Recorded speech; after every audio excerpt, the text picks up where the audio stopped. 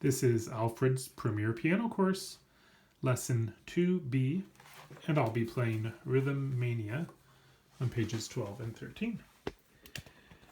Make sure that you can play the workout 2 at the top of the page easily before you tackle Rhythm Mania. Also, make sure that you learn your right hand alone first with careful counting. Learn your position changes, and then it'll be much easier to add the left hand. I'll play through at the performance tempo allegro, and then I'll talk about a few things, and then I'll play it at a slower practice speed. So here we go. 1, 2, 3, 4. 1, 2, ready, go.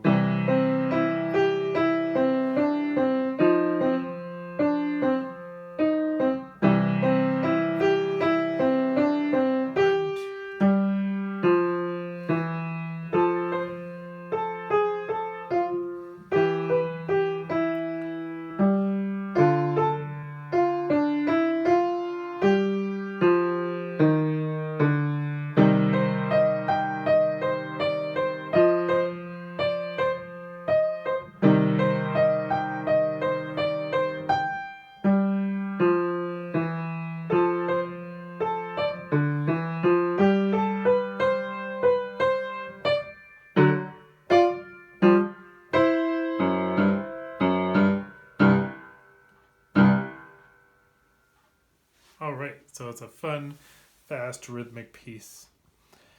And like I mentioned, you'll want to make sure that you go through your major and minor warm-up at the top. Here we have an example of some major and minor chord symbols. So these are used as little shortcut ways to help us identify chords quickly and easily. So you can watch for those symbols written in the music. In the right hand, make sure that you play and count and just learn this right hand really well. 1, 2, 3, 4. 1, 2, 3, 4. 1, 2, 3, 4. 1, 2, 3, 4. 1, 2, 3, 4. 1, 2, 3, 4. 1, 2, 3, 4. Rest. 2, 3, 4. And so on. Take it in small units and do some repetitions. And make sure that you lift off, use these rests to move the hand. Do this especially when you're learning a hand by itself, so that when you add the left hand here, your right hand is already in the habit of lifting off, preparing your next position.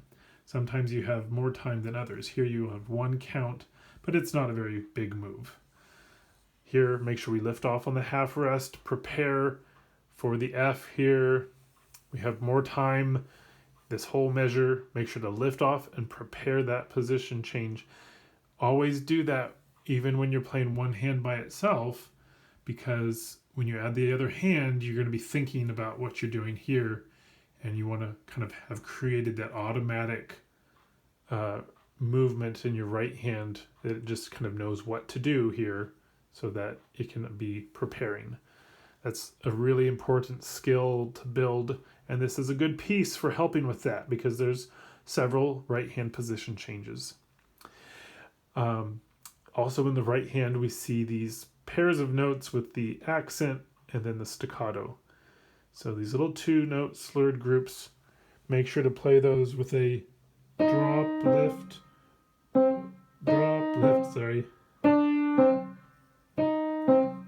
Use that down-up motion to get the bigger accent, and then the short and softer staccato with the up touch. That also prepares your hand to lift off and drop into the next accent. So your wrist motion is important there. And then also in your right hand while you're playing that, don't forget to include dynamics, so that when your left hand joins, you've already been building those dynamic changes into your practicing, into your playing. The left hand is much easier to learn. It's just C 5-finger scale position. We have C major chords, we have single notes, we have a lot of tied notes. But make sure to play through the left hand by itself, lift off during the rests, count through your beats, and just kind of learn that left hand part, but it's easier to learn. So don't spend a ton of time unless you just need more time. Watch for that C minor chord in measure 17. Prepare that. And then watch for the little third here with the F sharp. So just preparing that, play it nice and staccato and accent. And then the only change in position happens with your octave lower sign at the end. And count carefully here. This is the one place where the left hand has kind of a tricky rhythm. But if we're just counting beats, starting with that half rest, octave lower, where am I? There we go. Octave lower. So 1, 2, 3, 4, 1, 2, 3, 4, 1, 2, 3, 4, 1, 2, 3, 4. For those staccato accent fifths, just drop and bounce. So you get that beefy sound. Be careful of the intervals in your right hand in measures 30 and 31, those 2/6 there. And again, take everything at a slow tempo until you have great accuracy on notes, rhythms, articulation, the accents, the staccatos, the slurred notes, and also dynamics. Get everything put together well at a fairly slow speed, and then speed it up to a nice peppy allegro. So here's just a little example of a slow practice speed to make sure that everything's put together. Let me just start at measure 9, and I'll stop at measure 16. 1, 2, here we go. 1, 2, 3, 4. 1, 2, 3, 4. 1, 2, 3, 4. 1, 2, 3, 4. 1, 2, 3, 4. 1, 2, 3, 4. 1, 2, 3, 4. 1, 2, 3, 4. And you'll notice that I've just prepared that position up to treble C so that when I landed on that C minor chord, my right hand was already in position and didn't have to frantically get there. All right, do great practice, do good work, and enjoy the process.